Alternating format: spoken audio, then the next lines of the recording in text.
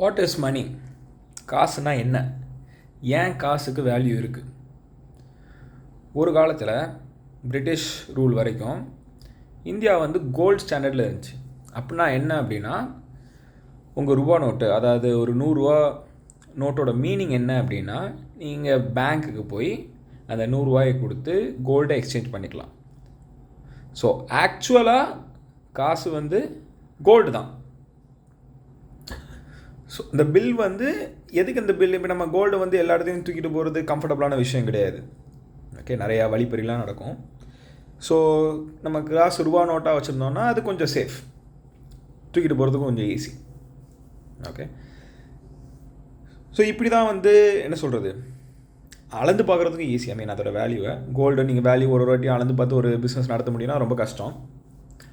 So இந்த மாதிரி ஒரு ரீசன் இருக்கிறதுனால தான் ரூபா நோட்டை வந்து யூஸ் பண்ண ஆரம்பித்தாங்க.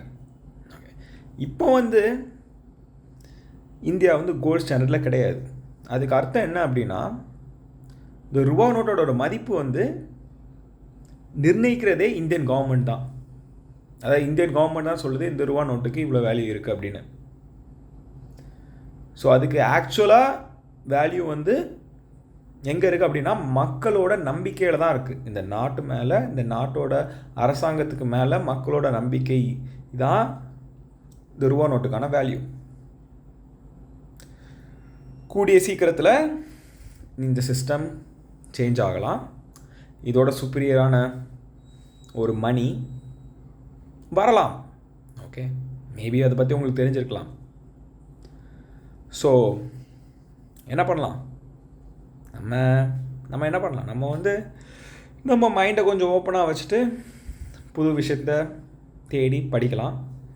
அது என்ன எப்படிங்கிறத புரிஞ்சுக்கலாம். ஓகே.